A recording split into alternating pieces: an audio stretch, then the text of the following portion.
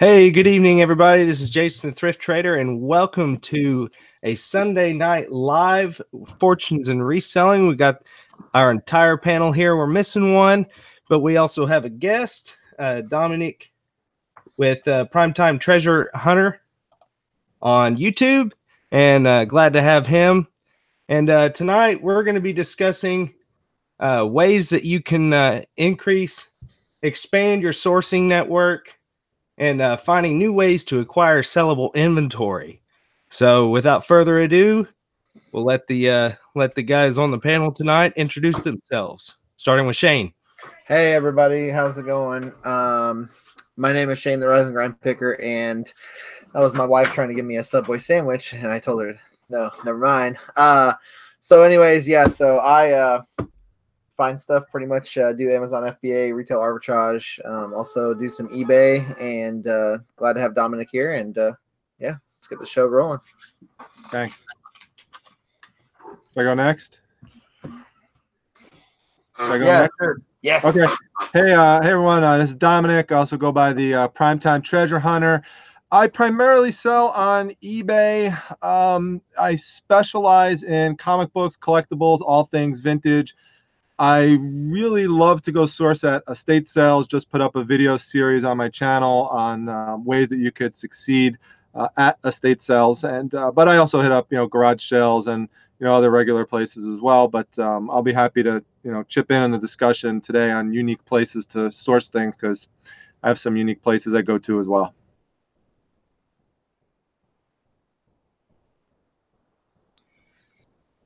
I guess that would be me. I'll volunteer. I'm half asleep. Sorry, I've been in my van for like the last 11.5 hours. I left the house at 7 a.m. and got back here at 6:30. Bearded Picker, you all know me. You know what I do. All right, peace. Amazon, eBay, YouTube. I would think most people by now know most of the panel. So thanks for joining us tonight. I'll go. All right. So my name is Chris, Liquidation OH. I sell eBay, Amazon, electronics, sports apparel. I buy everywhere from thrift stores, wholesale closeouts, and liquidation. Chris, do you like Pringles, by the way? Why would you ask? All right, guys, welcome in tonight. 61 watching, so tell your peeps to come in here because we're going to have a great show tonight. My name is Wade. Wade with Wade's Ventures. I'm a YouTuber. I'm a Instagrammer. I'm a full-time reseller. Just trying to get my inventory situated because I'm possibly in a warehouse. So things have been crazy lately. But welcome in tonight. Great show. Even better guest tonight. He knows a lot about eBay. Can't wait. And thanks for coming in, guys. I'm gonna hand it over to somebody because we are. Oh wait, we forgot our host. Go ahead. No, everybody that's here should know me. My name is Jason. I'm Thrift Trader here on YouTube, Instagram, Thrift_Trader. I sell on eBay, Amazon, Poshmark, and most recently Facebook Marketplace, and it has blown up. It's really cool. Like, selling on Facebook Marketplace, you can sell furniture stuff on there. Furniture's been flying for me, so that's been pretty cool. Okay, tonight, like I said, we're going to talk about new ways to acquire sellable inventory. A lot of people that follow me in the past and currently follow me, a lot of you guys are sourcing from really the thrift store only, or haven't really, thought of other ways of acquiring inventory. And that's something that I wanted to discuss tonight is, where else could you possibly find sellable stuff, and for me, I've been able to pick up stuff at yard sales, of course, the thrift store. I've picked up things at consignment shops, and even picking up stuff at pawn shops. And was just kind of curious, what everybody else here on the panel has done to acquire some of your inventory. So, Scott, where do you pick up most of your inventory? Of course, everybody probably knows it's Walmart. Well, Walmart's the one I talk about the most, but it's actually drugstores, or I pick them up as much drugstores as I do Walmart. It runs about half and half.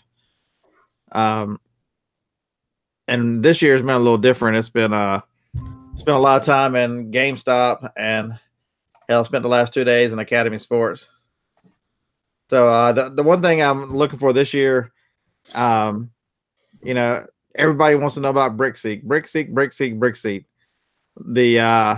The gold mine, the place where you're going to find the most value is everywhere it can't reach, because people are going to become so dependent on it, and they don't want to go look anywhere. They don't want to take a chance on going somewhere that they think they might not be something. And so, Shane and I found quite a bit of stuff here at Tractor Supply this weekend as well. I think this year the focus is going to be, I'm still going to do BrickSeek. I'm still going to do Walmart. You'd be foolish to ignore the stores that they do. But, there's going to be a little bit more emphasis on getting away from its reach, because that's going to be where everybody, the old saying, when everybody zigs, you better zag. I think that's the zag this year, is where BrickSeek's not. Well, and to kind of piggyback on that is BrickSeek. I tell everybody, they pretty much say, we look at BrickSeek every day. Yeah, and I do too, but I only usually buy some stuff off of there about once a week. There will be weeks I don't even look at it because I'm trying to find the clearance, and BrickSeek is known to kind of hold back markdowns. So it's a good tool to have. But I know, like, even Scott, me and him, we both kind of use it not only just to find stuff, but mainly just for an inventory checker for the most part. Yeah, I mean, it's the thing is I guess the two of you guys mostly source for Amazon. I know I think I saw a post of Scott's earlier. He said that he wasn't concerned if he couldn't sell it on Amazon, he'd just end up selling it on eBay. So it was some JanSport backpacks I picked up. I put the picture on Instagram, and the first thing somebody goes is, "Oh my God, are they still sending out the Nastagrams and all this stuff on Amazon?" I know they're on the IP list. I know to stay away from that brand on Amazon, but it's wide open on eBay. If you can buy book bags at 75 to 80% off in a name like JanSport, you're foolish not to hold on to it and go. And we're in February now, but you blink your eyes, we're going to be back to school. It happens that fast. And the stuff will go up in June and July and be gone. The kid will be out of school. He'll be listing stuff again. I'll have a big pile of stuff over there saying, "Oh, this is the new inventory." He likes listing new. So, it'll go up early summer. And, I think I talked about it Friday night. The more you do this, the more you kind of build into a bigger buying budget, and you have the ability to mix fast nickels and slow dimes. And so as your fast stuff is selling through, you want a home run or two to keep feeding. And so, that's the position that I'm moving towards, where hopefully for maximum sales and maximum profit is to turn the stuff to keep cash flow going, which is important, and to hit some home runs, which is good for the psyche. It's good for the pocketbook. It's good for lots of things. Mm-hmm. All right. So I got one place, guys, that I used to do. I don't anymore, primarily because I just got overloaded. But I'm going to try to think outside the box, and I think this is going to be huge for you guys. So how many clothing sellers do we have in chat? I'm curious. Type 1 if you're a clothing seller. But I'm trying to give you guys something that you can think of that's kind of outside the box, and I'll tell you one that you probably have not heard of. Are you guys ready? This is not a mic drop, but it's pretty darn close to that. So one thing that I think people overlook is dry cleaners. Dry cleaners, yes, the place you take your clothes to get dry cleaned. So what happens is a lot of these dry cleaners, believe it or not, you guys will not believe me, but believe it or not, a lot of people do not pick up their dry cleaning clothes for one reason or another. There's a big portion of people that do not pick it up. So what happens is these clothes and these dry cleaners, right?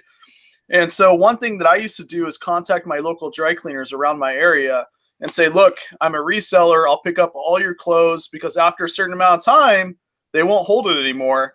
And I was that guy that went to the dry cleaners, picked up the clothes that they had. not only are they technically more expensive clothes, because who dry cleans crap, but also they're dry cleaned. So I would keep the dry clean tag on there and actually list it with that in the photos. So again, I'm trying to think outside the box. That's what I used to do. I've gotten suits, really nice clothes, women's, men's.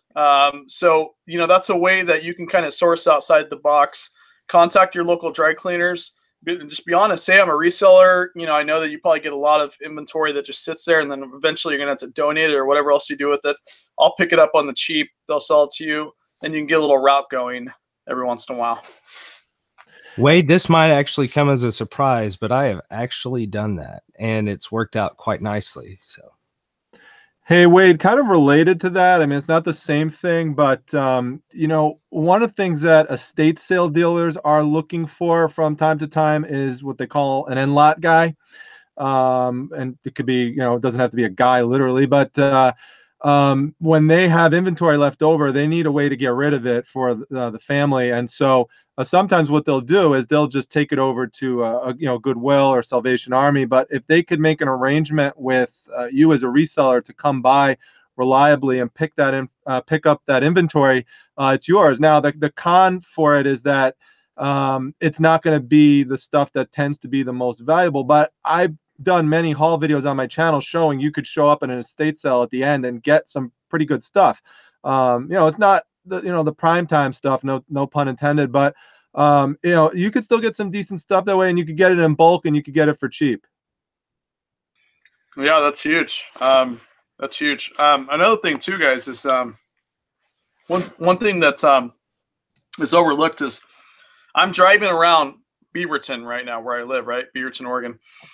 I'm starting to see these signs that are like declutter signs, where people basically create an ad in Craigslist primarily, but other sites. And basically they'll say, hey, we'll pick up all your stuff and we'll declutter whatever area you have, whether it's your house, your barn, whatever. And that's what they'll do. So they'll go into the houses, and a lot of times people will pay them to do this too, or they'll go out and pick it up for free. They'll just get free merchandise that way. So it's actually really common now. It's starting to take steam. There's a gentleman called the Clutter Guy, believe it or not, and he does the same thing somewhere in the Midwest, I think. But yeah, believe it or not, it's really big now, where people are just like, look, they want somebody to come out there. Sometimes they'll pay them. Sometimes they'll just give them everything for free. And you'd be shocked what people give away when you do that. So that's another option too. yeah, absolutely. I can tell you one, I've actually sourced from like a pawn shop a few times, but I'll give you a single time, for instance. I walked into a pawn shop and they had two of these very cameras. These are this is a Samsung Galaxy 2 camera, full HD camera here, and they had two of these, and they had them priced at a little over $300 each. And I told them, I was like, hey, you know, these have been in your store for a while, and I'm in here looking for inventory to resell. I was being honest with them. I said, I'm a reseller. I'm in here to help you kind of clear out some of your older inventory. If you're interested, what do you have? And they pointed both of these out to me, and they gave me a 50% off discount on both of them. And the thing is so I paid like a little over $300 for both of them. Well, I sold one of them for the same amount that I paid for both of them. And you know, my wife convinced me to keep this one and use it. So that worked out pretty good for me. The point of the story is, you know, you can definitely make some money from sourcing from pawn shops too. Now, not so much the big chain pawn shops, but more like the small mom and pop stores is where you really want to focus on that. Yeah, I want to make sure that also, guys, and I think that's a great point. And one thing that's I'm going to get a lot of flack for saying this right now from some of you guys, but one thing too, I find that you guys overlook is friends and family. I know this sounds crazy. I know a lot of people don't like doing this, but you would be shocked. You'd be shocked what your friends and family just don't use anymore, and they would rather, basically get a little money for it and you can resell it. So, say what you want there, but like, for example, my Ashley's uncle, Ashley's uncle had a bunch of older stuff and he gave it to me for free, and I've already sold a lot. I actually had the Portland Pickers come out that day, but you'd be shocked what your friends and family have. And don't ask them per se if you don't want to, but at least let them know you're a reseller, because remember, they may be out and about.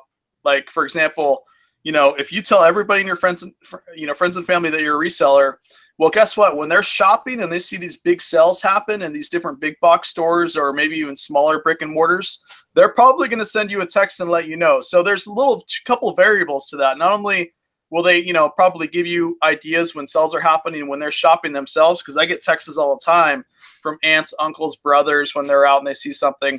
But more importantly, you'd be shocked what they're willing to give away / sell you to resell, especially the family, like mom and dad and all that. So anyways, it all comes down to, I think, just letting people know you're a reseller. Another option. Hey, Wade, could I back you up on that? What a double high five. I totally agree with you there.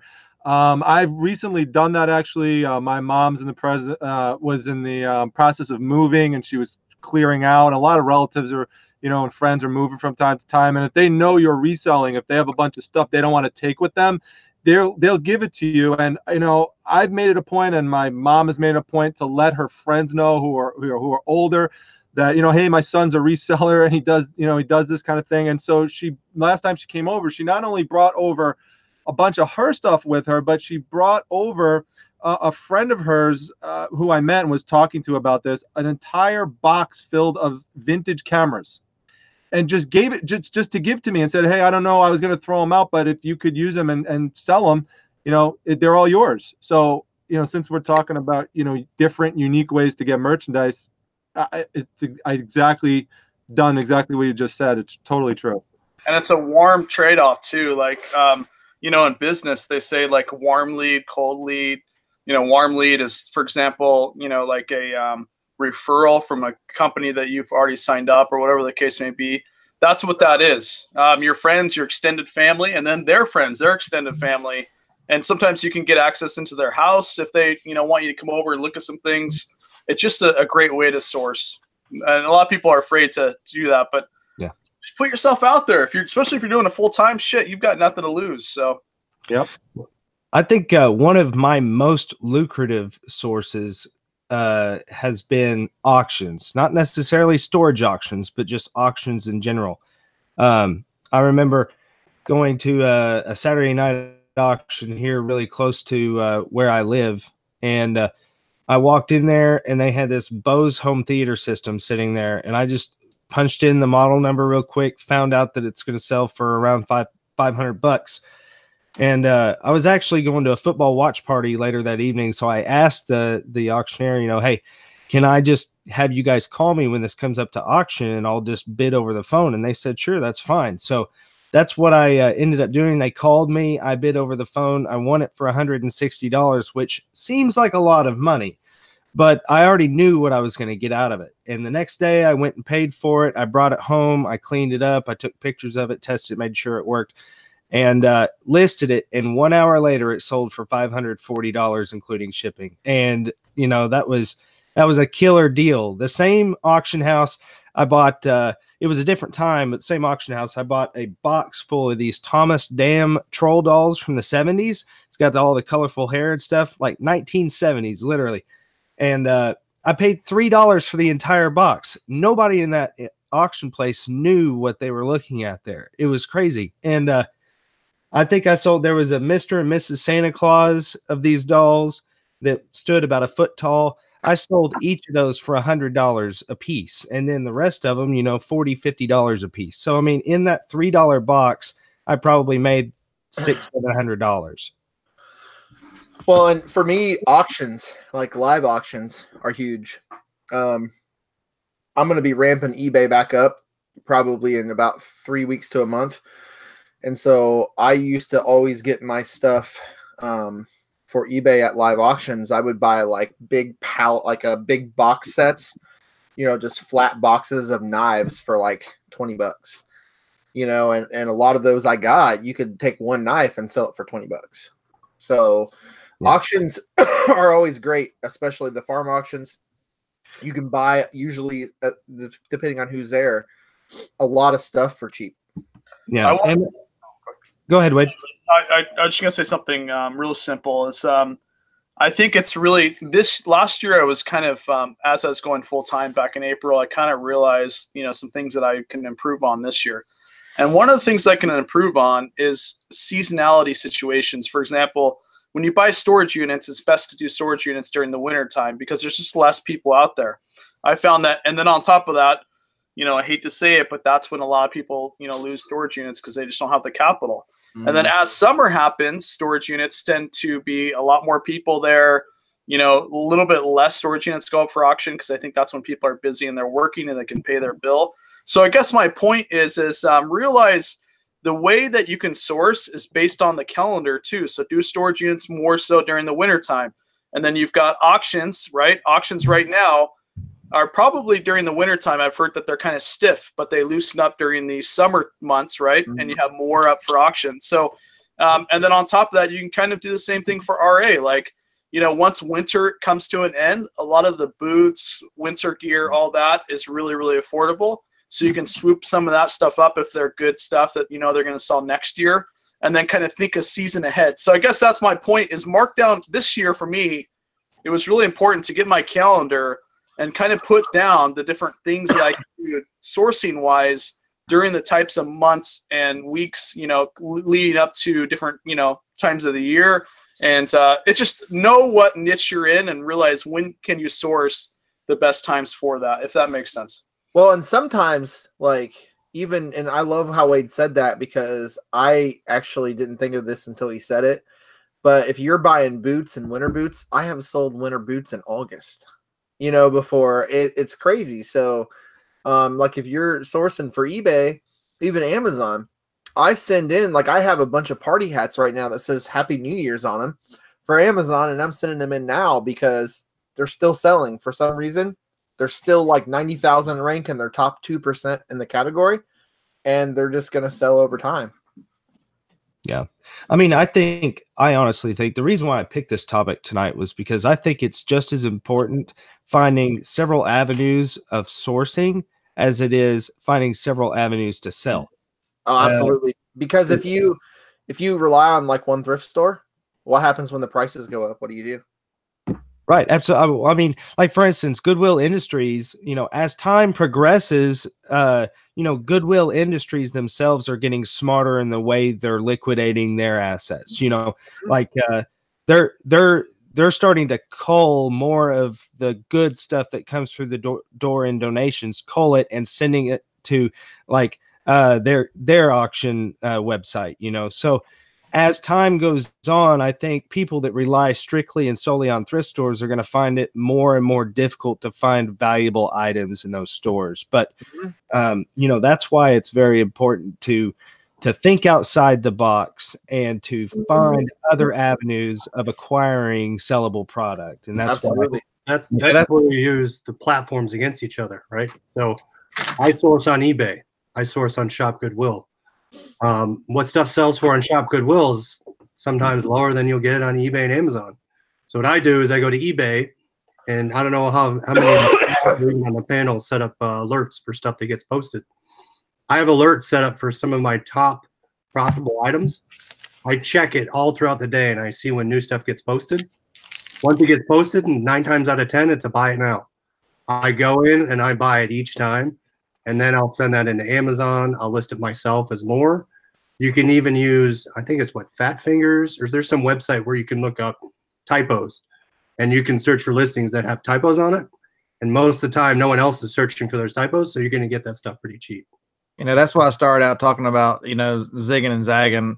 And the other thing that it was important is, which I didn't stress as much, is if you sell on multiple platforms, it's much harder not to be able to find stuff because you have now got, Amazon merchandise, which is generally different than eBay. At least for me, I don't sell a lot of used stuff. I know Chris does and does well with that.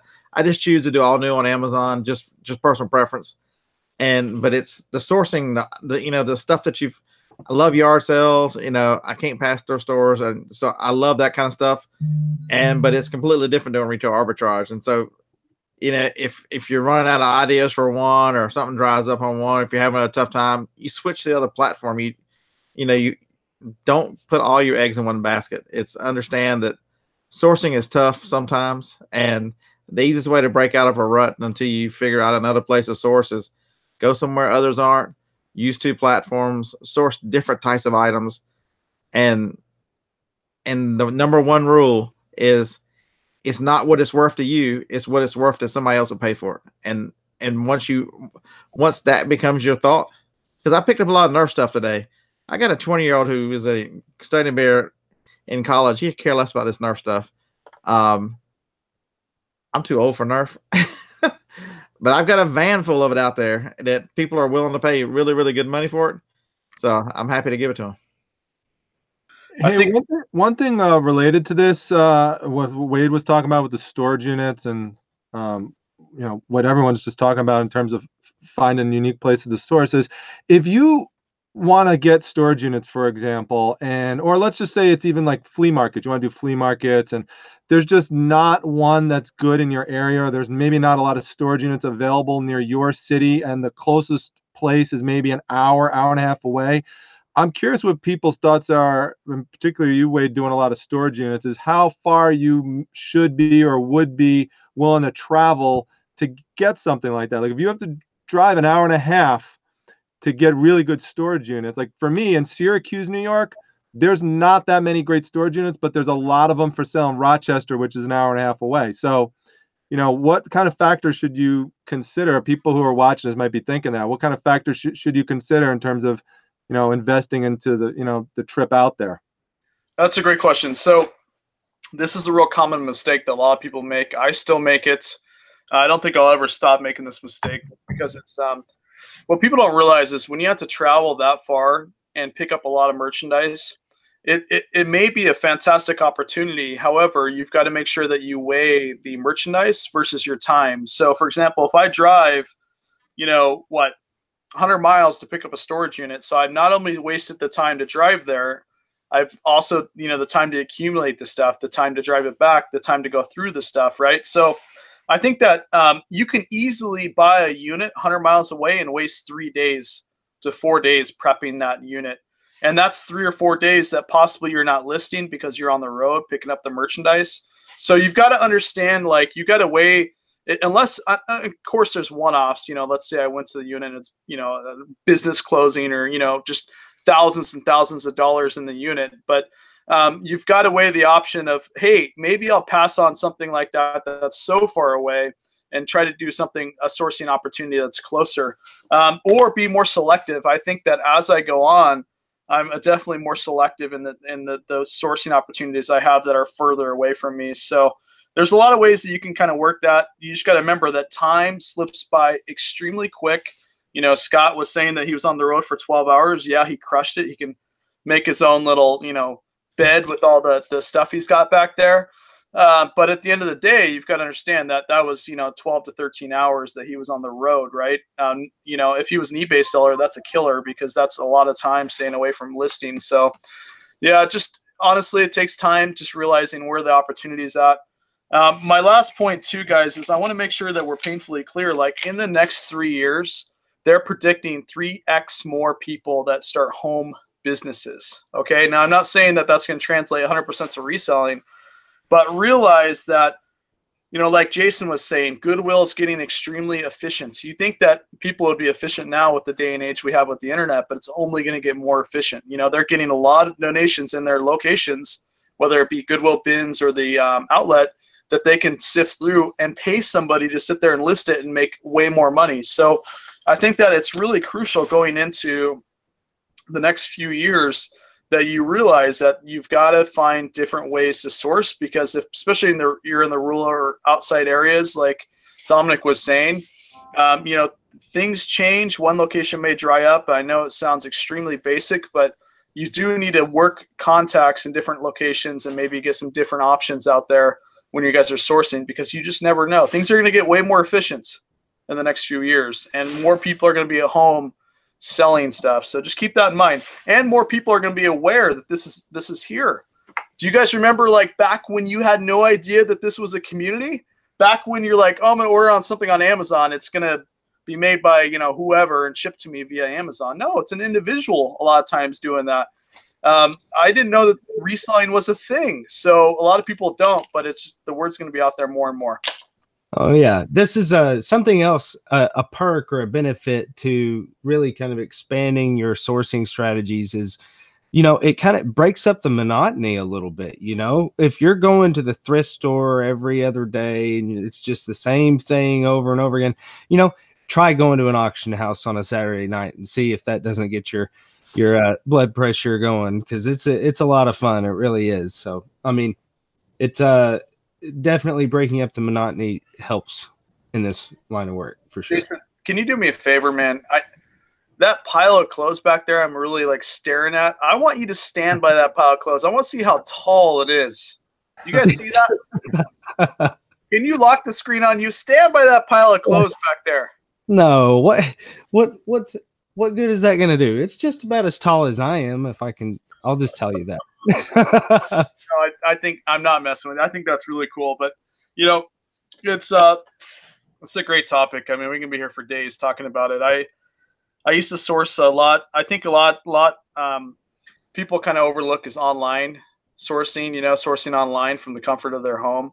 Like type in a product in Google and go through and see if there's any websites out there doing clearance deals or something for Amazon and eBay, Oh, and I think a lot of people, we obviously have Amazon experts up here that are way smarter than me, but like people are fixated on what they can't sell. I never understood that, because, it's just as easy to find out what you can sell and then target that, whether it's online or in the stores. Like find out what you can sell and then go to those aisles in the stores first, right? And start scanning.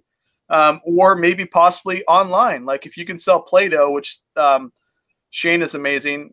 Play-Doh is, auto on gate right now. You guys go to Play-Doh and go just type in Play-Doh in Google and see if there's any crazy cool, clearance deals going out there. So. And Wade, kind of related to that, I tell people who are new about this all the time, and once they finally realize it, they start making a lot more money, is you have to stop sourcing only what you like.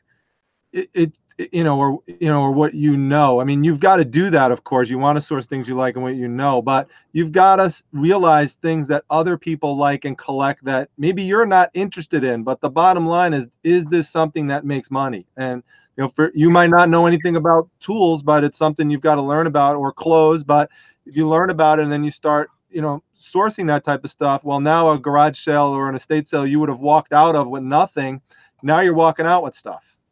Also, something else, a lot of us are just kind of hardwired to go and gravitate towards like the small and lightweight products. Mm-hmm. You know what? Some of the biggest money is in the big, heavy, bulky products. And the thing is you can't be afraid of selling big, heavy, bulky products. Just educate yourself on the best methods of shipping those products, or sell them on Facebook Marketplace.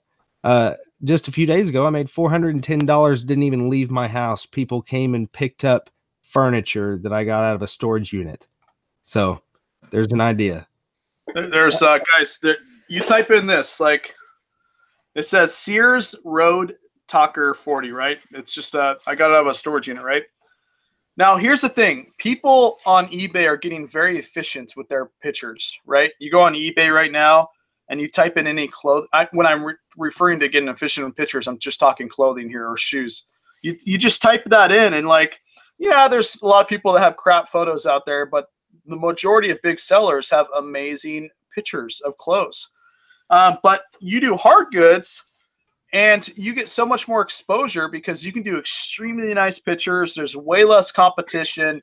Nobody wants to ship a lot of hard goods. Nobody wants to do a lot of glass, but you have some great pictures on hard goods. You can crush it. Seriously. Like I looked up this brand here, and the reason I told you is just to look it up. You look up this brand, you look at the photos that are there on page 1 and 2. My grandma can take better photos than that. Seriously. And then you look at my photo and it's like out of a freaking catalog. I mean, it's like the best photo you can make in the world, right? And so, yeah, I'm going to sell the shit out of these hard goods, and I'm going to crush a lot of people. But if I put up like a Nike polo shirt, there's going to be another 100 sellers that have just as good as photos as me. So realize that a lot of times you don't want to follow the mass amount of sheep. You want to try to detour, like Scott was saying, to do something different, because then you'll have a little bit more opportunity. Because I got to tell you, there's clothing is easy to do, but just like Jason said, hard goods, big items, you can crush it. So no offense, Grandma. I know I love you. You can take some amazing photos, but yeah. Give me an idea. Yeah. Wait, it's funny. I just ended off my last YouTube video with the tip at estate sales, which said, don't be a sheeple. Don't be like the sheeple. You've got to look at places where other people aren't looking. And one of my best examples of that was at an estate sale. I walked in and everyone was in the basement, which, as many people know, is one of the best places to get stuff at estate sales, because that's where everyone stores stuff. And everyone's focused on these tables that the estate sale dealers had lined up, and you could not get in because everyone was just crowded upon one another. And I'm sitting there staring, I'm looking at all these people, and they're like basic tools and stuff that were spread out. But I looked in the back corner of the room, there was like a little narrow entranceway to like a secret room or something that no one was in. So I just walked back there, and it was filled with old photography equipment, and there was the guy was a draftsman, so he had old drafting drawings, and like I got a whole big box of it for like $10, and each of the drafting drawings that the guy had were of like trains and engines, and they were like originals, and they were worth like $25-30 a piece, and it was amazing. But I wound up sourcing that because everyone else was just so focused on one area of the room and not looking around where other people weren't looking. So you've got to look below you on the floor for mats, car mats, on driveways. You've got to look, at garage sales. You've got to look on the walls. You've got to bring tools with you to unscrew things from the walls. I mean, all those things are fair game, and a lot of times people don't realize that at estate sales. So, just looking, trying not to follow groupthink is super important in sourcing. Yeah, and something that really helps me is along the way when you guys are outsourcing, try to make friends, try to make connections with some of these people, because the more connections, the more friends that you make along the way, they'll, you never know, they might call you and tell you when they've got, good inventory up or have something to offer you. I know personally, I've made a friend in town here that sells me electronics on like a monthly basis. I'll go over to his place and he'll have 20, 25, 30 items for me to pick up. It's pretty easy. And the thing is you really want to try and make connections. So I want one last tip, and then I'm going to shut up and let these other guys talk. But I think that a lot of people overlook collectors. I think that's a huge tip. A lot of collectors, whether they collect like, pretty much anything, right? Any kind of collectors, a good portion of them don't sell. They just collect. And I think that's such an overlooked situation, because a lot of times you can, network with these collectors because maybe there's stuff that they won't buy that they can call you and buy. And my last tip is I do have business cards, and this is the most easiest tip in the world, right? This is my business card. And I don't want any nude pics. That's why I had to take out my phone number there, guys. But, one thing that I do, garage sale season is coming up, estate sale season is coming up. And when I garage sell, I'll give the owner my card. And a lot of times what they'll do is they'll call me before they do their next garage sale, because I do tell them, hey, look, if you're comfortable, I'm a reseller, right? I'll pick up a lot of your stuff. And a lot of times they'll keep this thing and they'll call you when they have items, whether they do a garage sale or next time when they do a garage sale, they'll call you before, and you can kind of cherry pick the better stuff. It's very common. And it also strikes up a conversation with them too. Again, it's not for everybody. Some people don't feel comfortable saying they're a reseller. For me, I'm only going to live once. My days are limited, and I'm just going to tell people who I am and what I do, unless you're in Target, and give them your card and be like, look, I will pick up some good stuff. I get this lady that she doesn't sell. She's old, right? She will text me some stuff at her house, and I'll look and I'll be like, well, how are you texting? You're like 80 years old, but she texts me and she's got my number. And so again, don't overlook that. Get some business cards from Vistaprint. give them to every single person at the garage sale that is there, the owner, and be like, look, anytime you have a sale, call me. Maybe I'll pick it up so you don't have to put that crap out in front of your house, right? Yeah. So many more doors that open when you let people know you're a reseller. No, okay. So don't give the person holding the garage sale that card until after you've paid them for what you're buying that day. Hey, can I just add on to that? Because I thought that was a great point, Wade, with the business cards. I do the same thing. And also, not only will they maybe call you, but they'll give the information from your card to friends and family as well. Like this whole like crate here that I have of old vintage Masters of the Universe figures here, that was from a business card that I gave to a lady who told me her son had a lot of, Masters of the Universe stuff in his attic that he was going to get rid of. So I gave her my card, and he called me emailed me a couple days later because I have my email on the card. So that's one I wanted to mention that. The other thing, which has to do with relationship building, I told you I do a lot with estate sales. It's very important to build a good relationship with the estate sale dealers and let them know what you specialize in, because I don't know how many people realize what an estate sale sometimes looks like before you actually get there and it looks all nice. Some of these houses are a complete wreck. Now, there's some estate sale dealers that will leave it pretty much a wreck, but there are others that will try to clean it up. And if there's just too much stuff for them to handle and they know you specialize in that area, they might call you ahead of time to come and pre-liquidate some of the house, and you could wind up getting a great deal that way. I've gotten some really, really good deals by doing exactly that. So that relationship building is super, super important. So here's something that a little bit on, and that's online arbitrage. So just because you're snowed in, all right, and you got 2 foot of snow at your front door, you're not going anywhere. Spend a little bit of time like looking online and see if you can't find, a good deal that you can flip on eBay or Amazon. Because I can tell you, I mean, it's a little more difficult to find those deals, but they are out there. And I've seen people, buy directly from eBay, turn around, take that product, send it to Amazon and double their money. I mean, it is absolutely possible. It's an inefficient marketplace. There's not the price tag's not the same anywhere you go. So definitely spend some time and try that. And online's great because it comes right to your door. You don't have to go anywhere. Get it, test it, list it. Another avenue along that same lines is liquidations, closeouts. I go liquidation.com, other sources. There is a large learning curve to it, but I forget who said relationships are key, right? There's Facebook groups dedicated to it, to finding the right suppliers for liquidations. So that stuff isn't cherry picked, right? You're not getting the garbage. You're not getting stuff that someone is passing off to you thinking it's a great deal, or they're just making their money. So relationships are finding the right liquidations and closeouts, and you can go out there and there's a ton of money out there that's untapped in liquidations. I have relationships with closeout people. So I get a lot of sports jerseys from closeout that they'll email me and say, hey, I know you like this stuff. Here's all the pictures of it. How much do you want of it? So that right there, I don't have to go anywhere. And they're actually state right going up 80. So I pretty much get my order the next day, which is great. But online, there's a ton out there.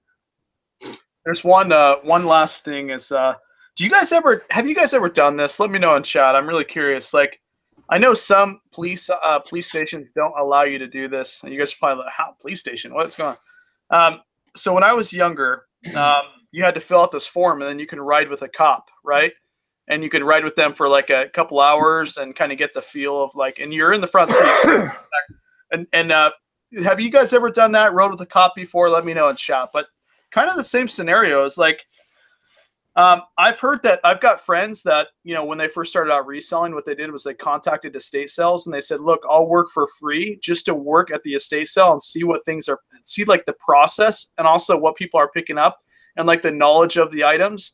And then that way you can also build a relationship too. I think that you can be a more efficient at estate sales if you like shadowed an estate sale company for a few weeks or even a few days or a few weekends just to kind of see the process. And I guarantee if you said I would do it for free and you help put tables up and the merchandise, possibly you can be like, look, I'm a reseller, but I want to learn about some of this stuff. I'll work for free. Just an option. Like think outside the box there. because that may, one, build relationships, two, expand your knowledge on the products. And then also you kind of see behind the scenes, like, you know, a cashier at a Target, right? As opposed to you being the buyer, right? So it's just an idea. Keep that in mind. Hey, I had a question. Speaking of relationship building, for those of you on the panel who are, you know, like Shane, or, you know, going into places like Lowe's and, you know, sourcing from there, retail arbitrage, how important is relationship building there with like the managers and stuff? Because, you know, I for example, like Target, they have a policy not to sell to resellers, but I know of people who've done well there specifically because they actually have kind of a good relationship on the side with the manager. I was wondering if you talk about that a little. I personally, so I was an executive manager with Target for 2 years. I actually trained people on the reseller policy that they have. And at Target, I would not suggest trying to form a relationship with a manager, because the thing is, if that manager leaves, the manager coming in. So basically how they want to enforce that policy is a store by store basis. So if one store decides that they want to start enforcing the reseller policy, they have to, the other employees kind of have to follow along. So that's kind of like what you want to look at, but relationships are like extremely important, because I've worked with Walmart managers. I also worked with a grocery store called Schnucks. I don't know if you have them there, Dominic. No, but it's like I think it only goes like Missouri, Illinois. And the party hats, I walked in there, talked to two of the managers in two different stores and got them for like $1 less than what they were actually clearanced at, which was like $1.50 a piece. So plus relationships is how I actually got my deal with the thrift store to scan the back room for books. So I think overall, like, relationships are extremely important in reselling in general. You know what I mean? okay.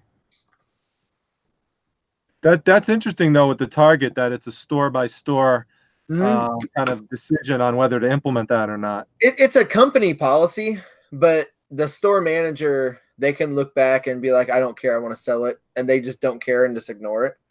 Or virtually, you go to one store and they're gung-ho about denying resellers purchases, and that, like, I've seen several stores where the store managers, you know, if we would they would have like gas station people come in and buy 40 12 packs of pop when it was on sale, and they would deny them every time. And so it's really just based on what the store manager wants or implements in their store. Are there any other big name companies that have the no sell to reseller policy? Not to my knowledge, no. Okay. Not to my knowledge. Target is the only one I've seen. So every manager at Target, they go to this thing called Target University, or it's the business college, and they go there for 7 weeks at a time, and they learn about the business and they learn about how to make it more profitable. And for like a whole week, they do nothing but talk about how to stop resellers, because the culture is that normal people can't buy it. Yeah. And so when they buy it all up, they can't sell to their main customer base. Right. Yep. They probably get pissed off too, because when they do like these DoorDash promotions and then a reseller swoops it all up, then people go on there and be like, yeah, I'm here for the promotion that got me in your brick and mortar, yet it's gone. Right. But then us resellers, we're laughing because we're like, we got all the money in the Discord. Love you. Guys, first of all, I'm just in awe.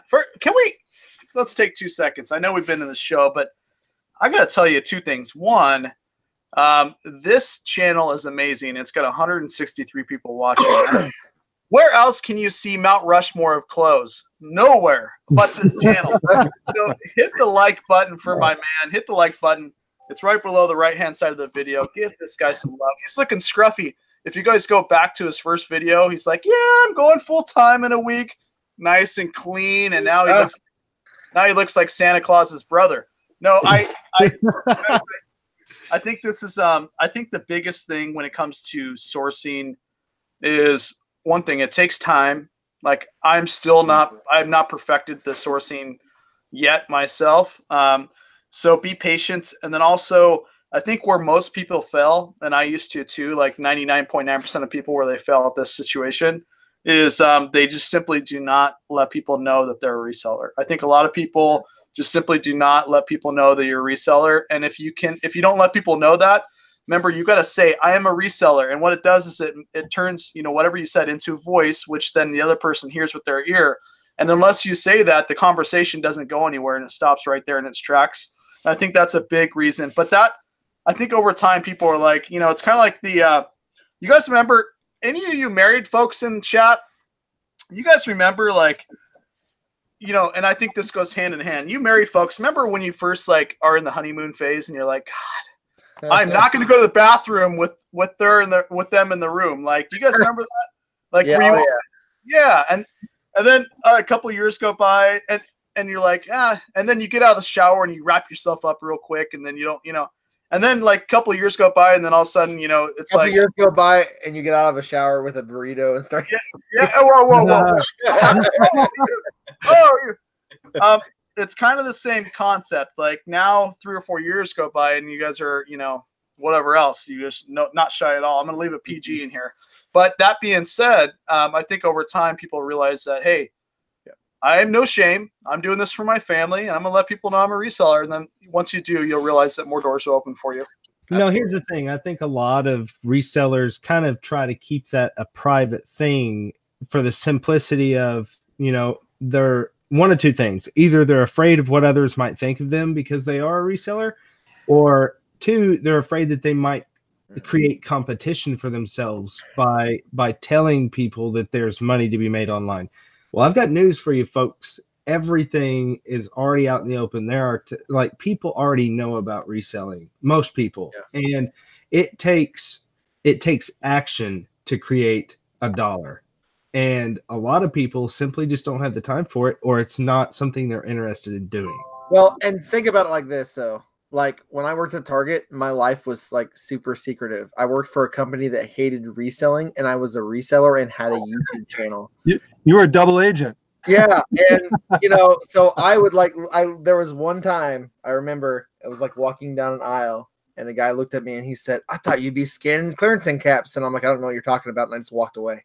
I'm like, "I don't know what you're talking about," and I just walked away as quickly as possible. And so I feel like now that I don't work for that company, obviously, I've been more outspoken in stores. I'm a reseller. I go into Walmart, kind of like what Jason was talking about, and they're like, "What are all these for?" And I'm like, I either make up a really stupid story like Scott, or I just say, "I'm selling them on Amazon." And they really don't care. You know what I mean? When did that become a stupid story? I actually have a video entitled "Why You Should Say or Admit That You're Proud to Be a Reseller." Actually, a whole video just on that, because I've also found that I actually get better pricing. Like at some of the estate sale places I go to, they actually say, he's reselling online, so give him a better price because of that. So, I found that help as well. And I think a lot of people are scared to mention it also because they're fearful that the prices are going to get jacked up on them. And it's really not the case. Most instances, people are selling to you, for example, like garage sales, they just want to get rid of stuff. They cannot wait to get rid of it.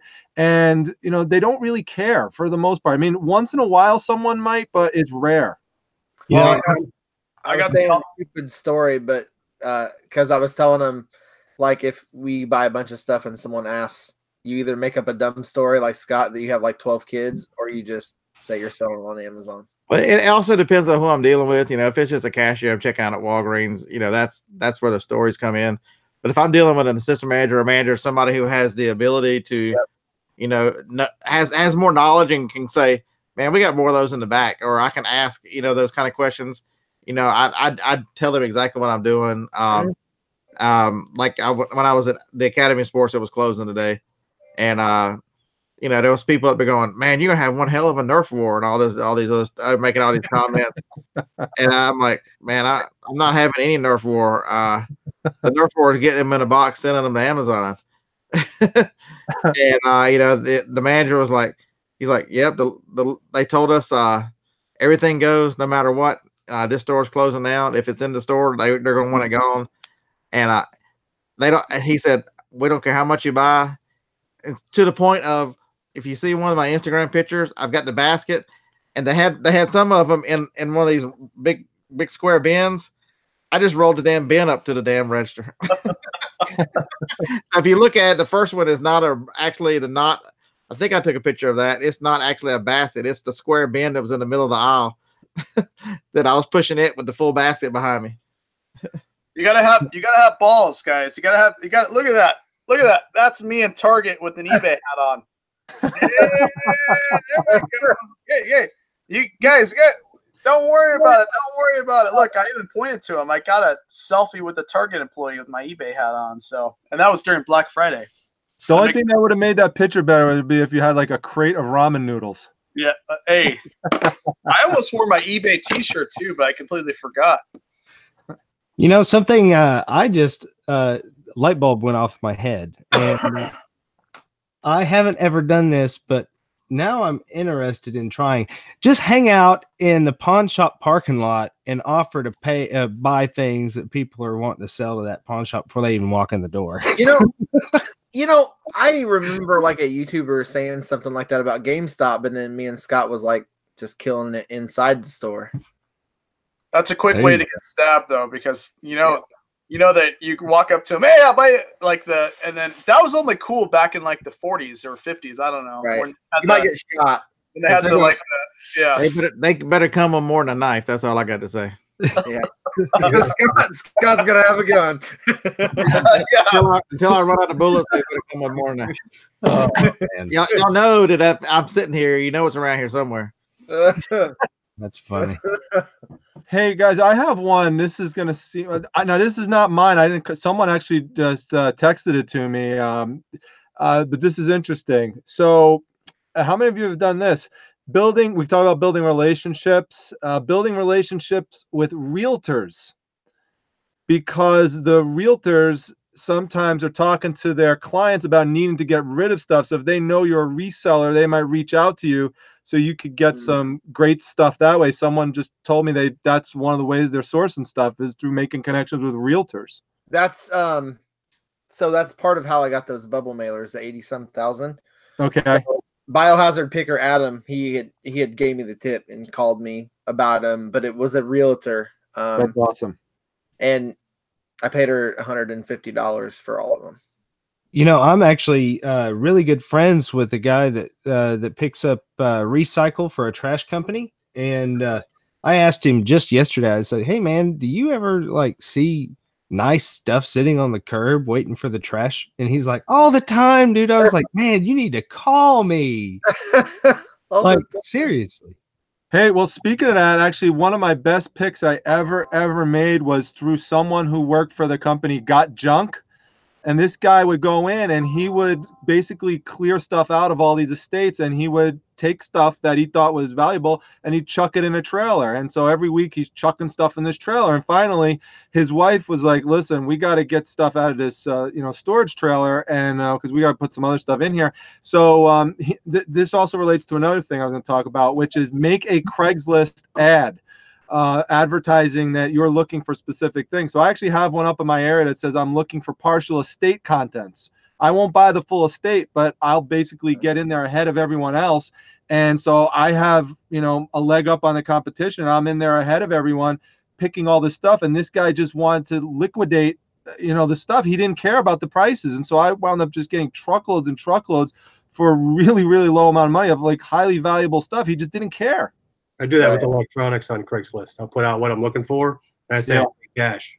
They all come to you at that point. Yeah, and don't just do one Craigslist ad. Like have multiples. Like I have one for comic books. I have one for Funko Pops. I have one for partial estates. Don't try to cram it all in one. I do that. I've been doing that for about 3 or 4 years. Yeah. And probably one of my longest relationships for buying was established off of there. And I had talked to the guy and bought stuff off of him for 3 years, and he sold me a poster that I have up right now on eBay for $1,500. So, yeah. Do you guys use scripts for for Craigslist? I know that there's scripts that will scrub like keywords so you can kind of get to the ad quick. I use like basically my own wording in there. So like in the title, how I do it is I either do two ways, a very random like overall ad, or I do specific items and target specifics. So my overall would be like buying unwanted items. I pay more than a pawn shop. And then I put that in the description and I do a list of everything I'm looking for. And then I put like a picture with like popular items I'm looking for. And then the targeting thing, I would just put like, I'm buying this. And then I always put in the description, I pay more than a pawn shop. It's good. Nice. So has anybody in the chat actually sourced from any place that we haven't made mention tonight? I'd be kind of curious to know, because like I think we've covered thrift stores, consignment shops, garage sales, big box stores. We've covered auctions. What else have we covered, guys? That I'm not even making mention of. But I'm just curious if anybody in the chat has sourced product from anywhere that we haven't mentioned tonight. Well, I saw something in the chat before someone mentioned, I don't remember who it was because it was way back, but Wade's going to like this one. Dumpster diving. Yeah. Oh, we love digging in trash, dude. If I see some nasty trash in there, I just go in there swimming. It's the modern day swimming, guys. It was lakes and the sea, and then it was mud, right? People love swimming in mud. Now it's trash. Yeah, that's right. It evolves. I think too, guys. I have written down here, and the funny thing is when you do this show, like you guys think that you get bits and pieces, but when I do the show, I listen like, and I'm like, what did he just say? And then I for myself, right? Yeah. But if you guys are, it all goes down to, if you guys don't like saying that your resellers face to face, pick up the phone and, like Dominic said, call these estate sales, or pick up the phone and call these different places, like that you possibly think, like for example, dry cleaners. And so we all know. You could reverse engineer keyboard warriors, and just that way you can just call if you don't like doing it in person, and maybe you can get some contacts that way. And you don't have to drive anywhere, so it saves you time too. So let's see, Facebook Marketplace. That's a good one. Someone just brought this up in my Facebook group tonight, ironically, about Facebook Marketplace. So someone was saying, has anyone had success getting stuff on Facebook Marketplace? Because everything I see there, the prices are jacked up really high. And that's been my experience as well, although I think that's probably situation specific, depending on what city you live in. But around here, it's which is a relatively smaller city, the prices are generally set by other resellers, not usually by people who are trying to just get rid of stuff. I don't know about you guys. I just found I got to look for stuff differently, like on Facebook, right? Because you get people that they want top dollar for jerseys, they want top dollar for electronics. Find the stuff that no one's looking for, like beer mats that you put at the bar. Someone was selling those for, I think it was $15 for a lot of 8. Those sell between $20 and $40 depending on what size. So you kind of just have to look at different categories. And bar taps right there, or the cake taps. Yep. Those things are crazy.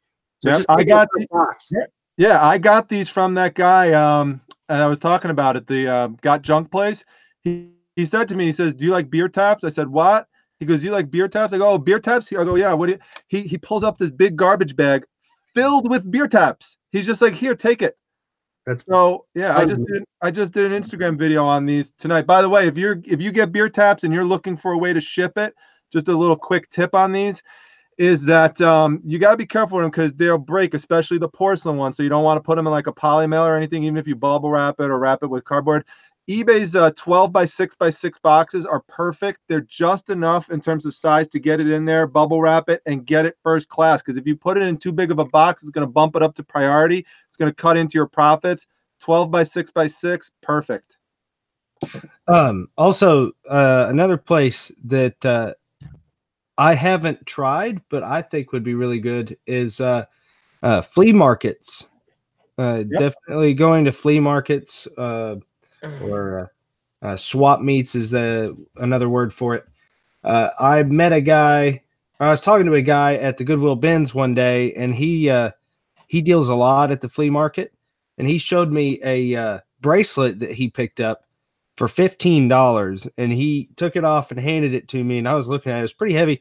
I mean, it was stamped 14K, so it was probably a 14 karat gold bracelet he picked up for $15 just because the person that was selling it didn't pay attention to it. So yeah, I agree with that, Jason. I hit up flea markets. The only thing I want to tell people, be careful about with the flea markets and the swap shop type of places, is be careful of counterfeit merchandise that's there. I actually got nailed earlier last year for some Jack Daniel's signs that I purchased, and did not know that they were counterfeit signs. And Jack Daniel's got pissed, came after me for a trademark infringement, got put in eBay jail. Fortunately, only for a day. I got out of it after a day. But the worst part of it was since Instagram and Facebook are linked up together, and I had a picture on Facebook of it. Well, Instagram, I had 1,200 people. I was just kind of starting out on Instagram, wiped my whole account out, locked me out, and I had to restart a whole new account. So, and that was all from the flea markets. You got to be careful with what you're picking up there. Jason, I did notice when I made the cop comment, you said you were in the back of the car. I'd be interested to hear that story. Man, I was young and dumb. I just want to shout out Greg. Greg, my man, Greg. Dude, you mic dropped. Greg, you got a mic, just drop that thing. I don't care how expensive it is. No, seriously. Senior living centers. Look, I love our older generation. I got to admit, sometimes when I go in there, it depresses me because I'm like, one day I'm going to be here, either here or on a beach, and I'm hoping it's the beach. But that's probably a good place too, because you're getting vintage, probably nicer, older stuff, and and the older crowd took care of their stuff too. I've noticed. I mean, it seems like these storage units that I get that are vintage or antique, always taken care of. So that's a good place to probably try, because a lot of them may need help with merchandise to get rid of it, out of their house when they downsize or whatever the case may be. So there's that. Somebody did say funeral homes, like, I hate to say it, but, I get that they're there, a lot of times they sell the casket and, the whole services, but a lot of times probably the person that owns it or whoever's operating it also probably gives pointers for estates and all that too. Anyways, I saw that in the comments. I figured I would shout that out too. Hey, and Wade, you mentioned the beach, so I've got one I'll throw out of you. Okay. Metal detecting. I actually am a metal detectorist on the side. It's one of the things I like to do. It's another reason I like to call myself Primetime Treasure Hunter.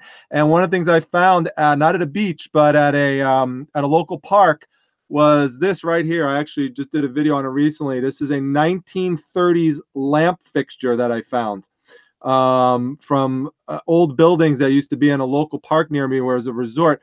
I had this appraised. This thing is, with the history behind it and everything, it's worth probably a few $100, and it didn't cost me anything. Of course, you got to buy the metal detector and that kind of stuff, but it's a way to get free stuff that you could sometimes flip. I'm going to give the biggest polo ever. The biggest. Guys, you need to go ghost hunting, because they can walk through walls and they know where everything's at. Seriously. Hey, me and Scott are going to Canada to go ghost hunting this summer. So yes, they think they're going ghost hunting, but really they're trying to communicate with a ghost so they can get all the good stuff, right? And we're going retail arbitraging in Canada and, eating some food. Awesome. Well, guys, if you have any questions, definitely put them in the comments. We're nearing about an hour and 15 minutes into this thing, so we're probably going to start wrapping it up here pretty soon. Hopefully this was a well-to-do show, and you guys got a lot of information out of this. But yes, I think a ghost just grabbed Wade. He did. Wade turned into a ghost, maybe. Wade is a ghost. Wade is a ghost now. Wade is a ghost. Wade is floating through all of our areas here. Oh, sorry guys. We thought you turned into a ghost, Wade. No. I just sold an item for $15. So I got super excited. That's a couple Subway sandwiches. I know that Shane is eating some Subway tonight. Yes. Yes. Scott, is that a bunch of pizza boxes behind you? Is that what I see? Pizza boxes. No, speaking of food. Oh, Speaking of it, that's awesome. nice. Hey, Chris, those are Pringles ties? No, they're Pringles socks. I think I'm keeping. Dude, those socks are awesome. I have tons of like cool socks I wear to work. And Yeah, I wear these to work. So That's I think I overpaid at $4. I gotta get those. Are you selling those? No, I'm keeping them. Those are Man, I for was like, if you're selling them, let me know how much I can buy them for. me. Guys, do you think we can do something? I thought this would be super cool. And anybody's welcome to join. Wouldn't it be awesome to get a group of all of us and do like a 3 to 5 day cruise somewhere? Seriously. Like That would be awesome. a reseller cruise, like maybe to Alaska or something cool. Let me know, guys. Let me know. I can see about That goes right along to the app that Jason was going to make. Yeah, well, There it goes, full circle. Oh, Jason's Hey, creating, what is it called again, Jason? Resellersonly.com. yeah, resellers only. Yeah. Wait, I think that was actually the cruise thing was actually mentioned on Casey's channel just a few days ago, actually, as well. He's So- going on a cruise? No. Like it was mentioned, like it's something that's being talked about over there as well. So That's that awesome. would make a whole bunch of us if that was the case. Heck yeah. I think we all need to go on a cruise. The Portland guy is doing it. Seriously.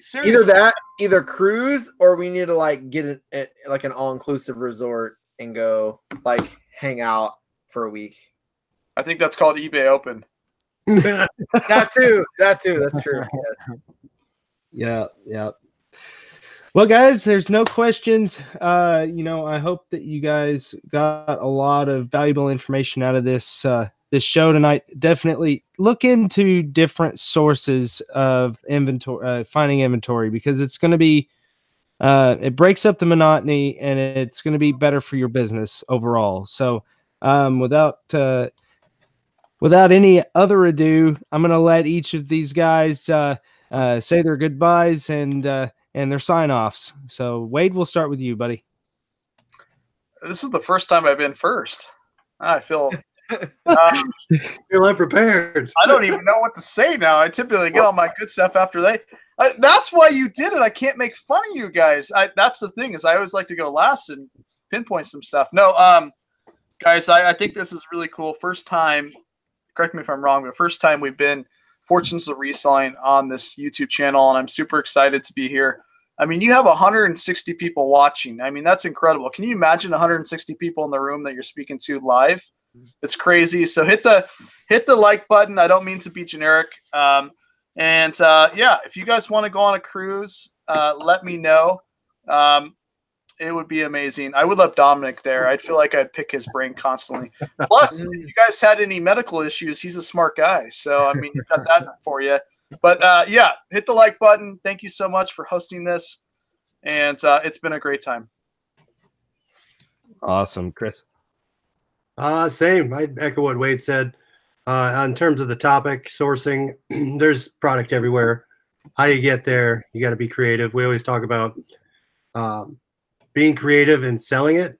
You also have to be creative in acquiring it. You have to think about all the different channels. Everyone on the panel tonight gave some things that I'm going to think about doing now. But there's always stuff out there, and there's a way to get it and get it cheap. So thanks for coming. And hit the like button on the way out for Jason. Shane, you're up. So, when you talk about selling online, you talk about being successful. Like, the people that don't put in the work, they're not successful. And so if you want to be successful, 90% of this business, 90% is putting in the work. And Wade is going to have an awesome meal in the shower tonight. But 90% is putting in the work. So put in the work.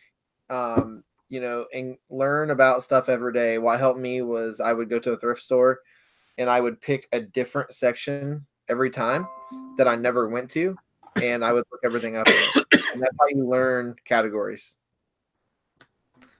Scott. This is not an easy business. It's not a get-rich-quick business. And thinking that you can just cheap out and do it the easy way, you're never going to be successful. You've got to actually put in the work. It takes some thought behind what you do.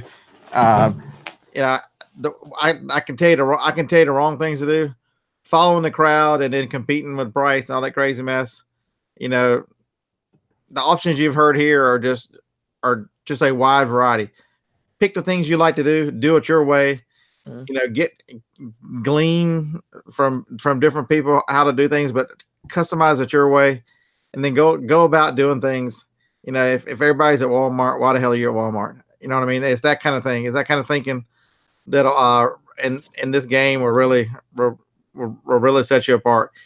The other advice I have for you is everybody is different. Every location is different. Learn your area. You know, some of these things of sourcing methods are not good in your area. They just aren't. And it's like the Amazon restrictions. You know, you don't get mad about it. You don't do whatever. You move to the next thing. You know, if I'm restricted here, hell, there was like 6 or 7 things this weekend I couldn't get undone. I've been selling. I'm a $2 billion seller in the last 5 years. I couldn't get undone. So, you know, I mean, Shane was on the phone with me. I'm like, well, I'll be damned. It was on to the next thing. I mean, there's no disappointed. Yeah. But you know, that positive attitude, that focus of, you know, there's something right beside it. I'm checking that next. And I got undone in several things, but you know, cause Shane was surprised. He's like, I can't believe you got denied. And he gave me a little hell for it, but, yeah, I did. It's you control this. It's your attitude. It's your choices you make. You know, just think about what you're doing. And Dominic. All right, thanks. Well, first, I just want to say this is my first time on this panel, and I really am honored to be on with all of you guys. I learned a lot. Just like Wade said, you know, you just got to listen to and learn a lot from everyone. So thanks, and thanks to Shane for inviting me. I really appreciate it. Hey, Dominic, and you're welcome back anytime, man. Thanks, buddy. I'd love to be back. If you guys ever want me back, just let me know. I'd be more than happy.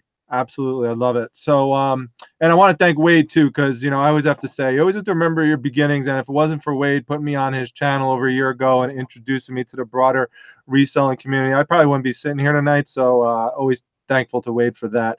I'll just leave everyone with one last tip, which is another place to go to. I love doing this. Find out where there are neighborhood garage sales in your area.